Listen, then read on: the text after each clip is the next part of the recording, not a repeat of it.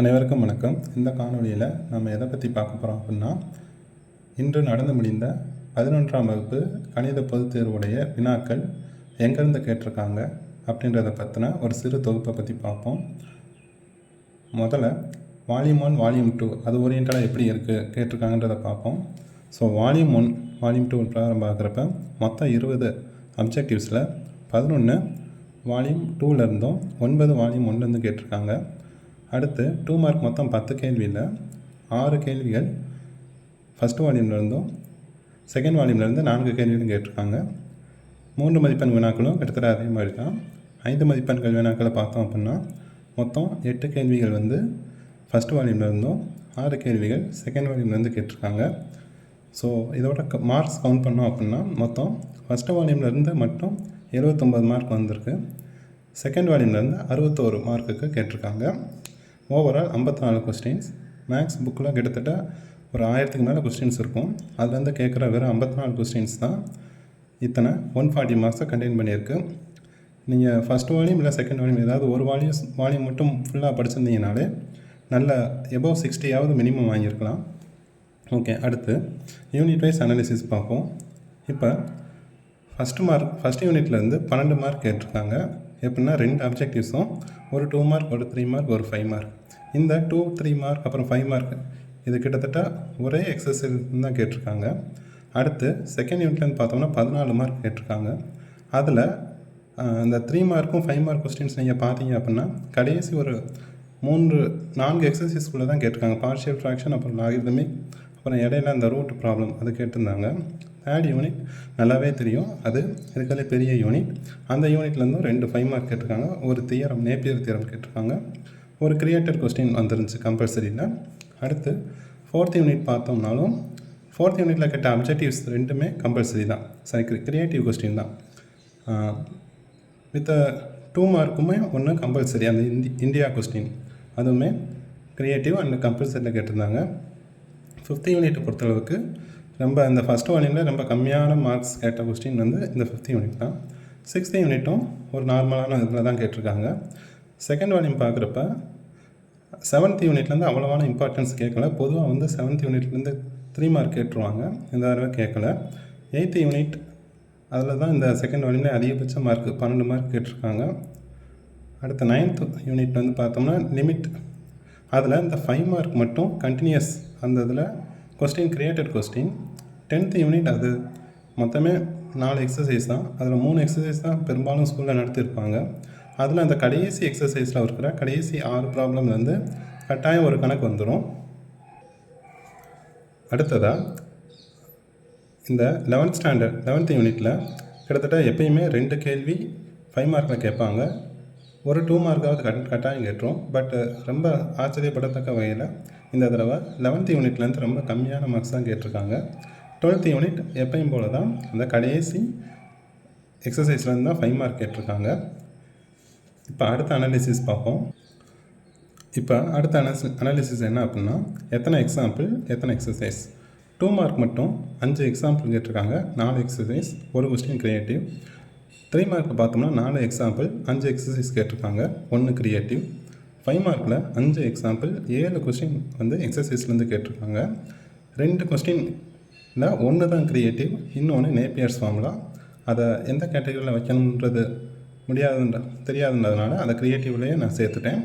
அடுத்ததாக previous year questions பார்த்தோம் அப்படின்னா 1 மார்க்கில் கிட்டத்தட்ட 11 கொஸ்டின்ஸ் ப்ரீவியஸ் இயர் கொஸ்டின்லேருந்து வந்திருக்கு. இந்த எல்லா கொஸ்டின்ஸ் எங்கெங்கே இயரில் கேட்டாங்க அப்படின்றத நான் கடைசியில் காமிக்கிறேன். 2 மார்க்கில் பார்த்தோம்னா ரொம்ப கம்மியாக வெறும் 2 கொஸ்டின் தான் ரிப்பீட்டட். 3 மார்க்கில் 3 கொஸ்டின், 5 மார்க்கில் 6 கேள்விகள், மொத்தம் 54 கேள்வியில் 22 கேள்விகள் ரிப்பீட்டட் கொஸ்டின். கிரியேட்டிவ் கொஸ்டின்ஸ் பார்த்தோம் அப்படின்னா 1 மார்க்கில் 4 கேள்விகள் கிரியேட்டிவ், மற்ற 2 மார்க் 3 மார்க் 5 மார்க்கில் எப்பயும் போல் ஒரு கேள்விகள் ரிப்பீட்டட். அடுத்து இந்த கிரியேட்டிவ் கொஸ்டின்ஸில் ஆன்சர் என்னென்னன்றதை பார்ப்போம். ஓகே, இப்போ அப்ஜெக்டிவ்ஸ் பார்ப்போம். First objectives. ஸோ இந்த கொஸ்டின்ஸ்க்கு எக்ஸ்பிளைன் பண்ணுறதுக்கு கொஞ்சம் லேட் ஆகும், அதனால் ஆன்சர் டைரெக்டாகவே பார்த்துருவோம். ஆன்சர் என்னென்னா n × n+1/2. கிட்டத்தட்ட ஒரு ஹிண்ட் மாதிரி தான் நான் அதை எக்ஸ்பிளைன் பண்ணலாம்னு நினச்சேன். பட் இதுக்கு வந்து கொஞ்சம் டைம் எடுக்கும். ஸோ அடுத்தது 4வது கொஸ்டின் பார்த்தீங்க அப்படின்னா, இது வந்து எக்ஸசைஸ் 4.3ல் 10th ப்ராப்ளத்தில் ஒரு ஹிண்ட் கொடுத்துருக்காங்க. ஸோ அந்த ஹிண்ட் வந்து இதுதான். ஸோ ஆன்சர் வந்து 2n. அடுத்து 12வது கொஸ்டின் பார்த்தோம் அப்படின்னா, எக்ஸசைஸ் 5.4ல் 5th கொஸ்டினில் செகண்ட் சப்டிவிஷனாக கொடுத்துருப்பாங்க. அதில் ஃபுல்லாக ஆன்சர் எழுத சொல்லியிருப்பாங்க. பட் இங்கே வந்து x⁵ கோஎஃபிஷியன்ட் என்னென்னு தான் கேட்டிருக்காங்க. ஸோ அதோட எக்ஸ்பிளைன் பார்த்தீங்கன்னா e⁻⁶ ஃபார்மில் எழுதிக்கோங்க. இதோட எக்ஸ்பான்ஷன் இப்படி தான் இருக்கும், ப்ளஸ் மைனஸ். இதில் இந்த எக்ஸுக்கு பதிலாக 2x சப்ஸ்டியூட் பண்ணிடுங்க. ஸோ x⁵ கோஎஃபிஷியன்ட் வேணும்னா அந்த டேர்மில் நமக்கு என்ன இருக்குது, 2x⁵ பவர் 5 ஃபேக்டோரியல்.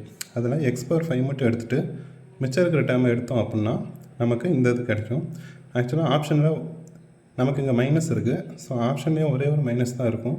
ஸோ அதை வச்சே கண்டுபிடிச்சிடலாம் ஆப்ஷன் அதானு. இருந்தாலும் எக்ஸ்பிளைன் பண்ணுறேன். 2⁵ 5 டைம்ஸ் 2 மல்டிபிள் பண்ணுங்கள். 5 ஃபேக்டோரியல் 5 × 5 up to 1 மல்டிப்ளிகேஷன். இதோட சிம்பிளிஃபிகேஷனில் இந்த ஆன்சர் கிடச்சிரும். அடுத்தது 14வது கேள்வி. இது 10th யூனிட்டில் உள்ள 14th எக்ஸாம்பிள். அது 2 மார்க்கில் 2 தடவை கேட்டிருக்காங்க. ஸோ அதோட எக்ஸ்பான்ஷன் பார்த்தோம் அப்படின்னா, ஆன்சர் பார்த்தோம் அப்படின்னா y = e⁻sin x. Whole time எக்ஸ்பான்ஷனில் அதே இது வந்துடும். சைன் அப் பண்ணோம்னா cos x. So option C தான் கரெக்ட் ஆன்சர். ஸோ இப்போ 2 மார்க்கோட கம்பல்சரி கொஸ்டின் பார்ப்போம். ஸோ அந்த இந்தியாவில் லெட்டர் மொத்தம் 5 எழுத்து இருக்குது. அதில் ஐ மட்டும் ரிப்பீட்டடாக இருக்கும். ஸோ அப்போ இதோட பாசிபிலிட்டிஸ் வந்து 5 ஃபேக்டோரியல் பை 2 ஃபேக்டோரியல். ஏன் இதை 2 ஃபேக்டோரியல் டிவைட் பண்ணுறோம் அப்படின்னா, இப்போ நான் எழுதுகிறேன். ஐன்றது நமக்கு 2 தடவை வந்திருக்கு. ஐ நெக்ஸ்ட் ஆல்சோ ஐ. இப்போ நான் வந்து என்னது NDAன்னு எழுதிக்கிறேன். ஸோ இப்போ இந்த ஐ அடுத்த ஸ்டெப்பு இங்கே வந்துச்சுனாலும் கிட்டத்தட்ட ரெண்டுமே ஒரே வேர்டு தான். ஸோ அப்போ ஒரு ஐயினால் வந்த வேர்டே திரும்ப வந்துடும். ஸோ அந்த ரிப்பீட்டடை வந்து நம்ம ரிமூவ் பண்ணி ஆகணும். ஸோ அதனால் 2 ஃபேக்டோரியல் டிவைட் பண்ணுறோம். ஸோ ஆன்சர் வந்து 60. அடுத்து 3 மார்க் கொஸ்டின். இது வந்து ஓல்டு புக்கில் கேட்ட ஒரு கொஸ்டின். இப்போ நான் உங்களுக்கு காமிக்கிறேன். ஸோ இங்கே பார்த்தீங்கன்னா ஓல்டு புக்கில் எக்ஸசைஸ் 6.4ல் அந்த 9th 3rd சப்டிவிஷன் அந்த கணக்கு இருக்குது. இதோட எக்ஸ்ப்ளனேஷன் இப்போ பார்ப்போம். இப்போ இதுதான் கொஸ்டின். இந்த கொஸ்டினில் cos 11 டிகிரியை மட்டும் வெளியே எடுத்துட்டிங்கன்னா ஃபஸ்ட்டு ப்ளேஸில் 1, சைனில் இல்லாதனால அங்கே டிவைட்லேயும் எழுதுவோம். இப்போ வெளியே எடுத்த டேமை கேன்சல் பண்ணிட்டு உள்ளே இருக்க 1 + 1 - அப்படியே எழுதிட்டு sin by cos tan எழுதிக்கோங்க. இந்த 1ஆம் நம்பரை நம்ம tan 45 எழுதிக்கிறோம். கீழே நம்ம எதுவும் பண்ணலை. பட் ஆனால் இந்த tan 11 டிகிரியோட ஒரு 1 மல்டிபிள் பண்ணுற மாதிரி நம்ம இமேஜின் பண்ணுங்கள். ஒரு 1 மல்டிபிள் பண்ணுறோம். அந்த 1 மல்டிபிள் பண்ணாலும் tan 11 டிகிரியோட வேல்யூ மாறாது. ஆனால் அந்த 1 வந்து நான் tan 45 டிகிரின்னு எடுத்துக்கிறேன். இந்த ஐடென்டிட்டி நீங்கள் படித்தது தான், tan a + b ஐடென்டிட்டி. இப்போ இதையும் கம்பேர் பண்ணுறப்ப a இருக்கிற இடத்துல 45 இருக்கும், b இருக்கிற இடத்துல 11 இருக்கும். மித்தபடி எல்லாமே கரெக்டாக இருக்கும். ஸோ அப்போ இதுவும் ஈக்குவல்னால் இந்த டேர்மை இந்த ஐடென்டிட்டி யூஸ் பண்ணி இப்படி எழுதிக்கலாம். அதாவது ஏவும் பிக்கும் பதிலாக 45 + 11 டிகிரி ஆகும். ரெண்டையும் ஆட் பண்ணால் 50 டிகிரியும் கிடச்சிரும். அடுத்து ஸோ இப்போ இந்த 5 மார்க் பார்ப்போம். இந்த 5 மார்க் வந்து x = 0ல் கண்டினியூஸாக அப்படின்னு கேட்டிருக்காங்க. இப்போ கண்டினியூஸானு சொல்லணும்னா ஃபஸ்ட்டு அந்த பாயிண்ட்டில் லிமிட் எக்ஸிஸ்ட் ஆகணும். அந்த பாயிண்ட்டில் அந்த ஃபங்க்ஷன் டிஃபைன் ஆகணும்.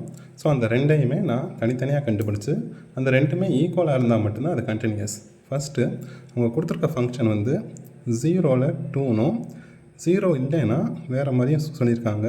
இப்போ 0ல் மட்டும்தான் 2, மற்ற எல்லா இடத்துலையுமே நமக்கு இதே sin x by x cos x அப்படின்றது தான் ஃபங்க்ஷனாக இருக்கும். ஃபஸ்ட்டு நான் லிமிட் கண்டுபிடிக்கணும்னா 0க்கு இந்த பக்கம் 0விட கம்மியான வேல்யூக்கும் 0க்கு அந்த பக்கம் 0விட அதிகமான வேல்யூக்கும் நான் லிமிட் எடுக்கணும். ஸோ மொதல் 3 பாயிண்ட்டுக்கும் நான் லிமிட் எடுக்கிறேன். இப்போ 0விட கம்மியான பாயிண்ட் லிமிட் எடுத்திங்கன்னா அந்த ஃபங்க்ஷன் என்னவாக இருக்கும் அப்படின்னா, ஸோ அந்த வேல்யூ வந்து 0விட கம்மினா அது இந்த கேட்டகரியில் வர்றதுனால f(x) வந்து நான் இதை எடுத்துக்கிறேன். ஸோ இப்போ இந்த f(x) வந்து இந்த இதை எடுத்தாச்சு. அடுத்த லிமிட் கான்செப்ட் பிரகாரம் ஃபங்க்ஷன் அடிஷனல் இருந்தால் லிமிட்டை உள்ளே கொண்டு போய்க்கலாம். இப்போ இந்த மாதிரி லிமிட் 0விட கம்மியான வேல்யூக்கு நம்ம என்ன பண்ணுவோம் அப்படின்னா, கிட்டத்தட்ட 0வே தூக்கி சப்ஸ்டியூட் பண்ணிடுவோம். அந்த லிமிட் ஃபார்முலா படி sin x by x limit extends to 0 இருந்துச்சுன்னா அதோட வேல்யூ 1னும் காஸ்ட்டில் டேரெக்டாக நீங்கள் 0 போட்டிங்கனாலே அதோட வேல்யூ 1னும் ஆன்சர் வந்து 2ன்னு கிடைக்கும். இப்போ 0 மைனஸ் பார்த்துட்டோம். இப்போ 0வில் பார்த்தோம் அப்படின்னா அடுத்து பாருங்கள், limit extends to f of x எடுக்கிறோம். இப்போ x 0க்கு உள்ள லிமிட் என்னன்னு பாருங்களேன். கொஸ்டினில் x வந்து 0ன்னு இருந்தால் நம்ம 2ன்னு எடுத்துக்கணும். அப்போ f of x ஓட வேல்யூ வந்து நமக்கு 2ன்னு இருக்கும். கான்ஸ்டன்ட்டுக்கு லிமிட் வந்து அதே நம்பர் தான். அடுத்து 0 ப்ளஸுக்கு பார்க்குறோம். 0 ப்ளஸுக்கும் கிட்டத்தட்ட இதே மாதிரி நம்ம பண்ணோம்னா 2 கிடைக்கும். அப்போ லிமிட் 0வோட கம்மியான வேல்யூ, அப்புறம் 0, அப்புறம் 0வோட அதிகமான வேல்யூ, எல்லாத்துலேயுமே லிமிட் வந்து 2 தான் கிடைக்கும். இப்போ லிமிட் கண்டுபிடிச்சாச்சு. அடுத்து டிஃபைன் பண்ணுறோம் அந்த பாயிண்டில். x equal to 0, f of 0ன்னு எடுத்தோம் அப்படின்னா ஃபங்க்ஷன்லேயே டிஃபைன் ஆகிருக்கும். 0க்கு ஃபங்க்ஷனே வந்து 2ன்னு தான் இருக்கும். ஸோ அப்போ ஃபங்க்ஷனோட f ஆஃப் 0 வேல்யூ 2. இப்போ இதை ஃபஸ்ட்டு செகண்ட் ஈக்குவேஷன் எடுத்துட்டோம் அப்படின்னா இந்த ரெண்டு ஈக்குவேஷனையும் கம்பேர் பண்ணுறப்ப நமக்கு ரெண்டுமே ஈக்குவல். ஸோ அப்போ அந்த 0வில் இந்த கொடுத்துருக்க ஃபங்க்ஷன் கண்டினியூஸ்ன்னு சொல்லிடலாம். இப்போ இந்த கொஸ்டின்ஸ் வந்து எந்தெந்த கொஸ்டின் ரிப்பீட்டன்றதை நான் உங்களுக்கு காமிக்கிறேன். இந்த கொஸ்டின் பார்க்குறதுக்கு முன்னாடி இந்த கொஸ்டின் பேப்பர் எனக்கு கொடுத்த ஸ்டூடெண்ட்ஸ்க்கு நான் தேங்க்ஸ் சொல்லிக்கிறேன். ஸோ இதில் இந்த ரெண்டாவது கொஸ்டின் வந்து ரிப்பீட்டட் மார்ச் 2021 கேட்டிருக்காங்க. முதல் கேள்வி 4வது கேள்வியும் க்ரியேட்டிவ். அடுத்தது இந்த இதில் 5வது கேள்வி, அப்புறம் 7வது கேள்வி வந்து ரிப்பீட்டட். இந்த இதில் 9வது கேள்வி, 10வது கேள்வி, 11 இந்த மூணுமே ரிப்பீட்டட் கொஸ்டின். ஸோ இங்கே 14வது கொஸ்டினும் 15வது கொஸ்டின் அப்புறம் 17 இந்த மூணுமே ரிப்பீட்டட் கொஸ்டின் தான். இதில் 14வது கொஸ்டின் 2 தடவை பப்ளிக்கில் கேட்ட ஒரு 2 மார்க் கொஸ்டின். ஸோ அடுத்து 19வது கொஸ்டினும் 20வது கொஸ்டினும் பப்ளிக்கில் கேட்டது. இதில் 20வது கொஸ்டின் மட்டும் 2 தடவை கேட்டிருக்காங்க. 2 மார்க்கில் 2 கொஸ்டின் தான் பப்ளிக்கில் ரிப்பீட்டடு. அதில் 22வது கொஸ்டின் ஒன்று ஜூலை 2023 கேட்டிருக்காங்க. இந்த கேள்வி 7th யூனிட்டோடது. ஆக்சுவலாக சாரஸ் ரூலை யூஸ் பண்ணி டிட்டர்மினன்ட் கண்டுபிடிக்கணும்னு சொல்லியிருப்பாங்க. பட் இங்கே நார்மலாகவே நீங்கள் பண்ணியிருக்கலாம். இந்த கேள்வியும் ரிப்பீட்டட் கொஸ்டின் தான். அடுத்து இந்த 32வது கொஸ்டின் மார்ச் 2021 ரிப்பீட்டட். 34 வந்து கிட்டத்தட்ட 2 வருஷம் 5 மார்க்கில் கேட்ட ஒரு கொஸ்டின்.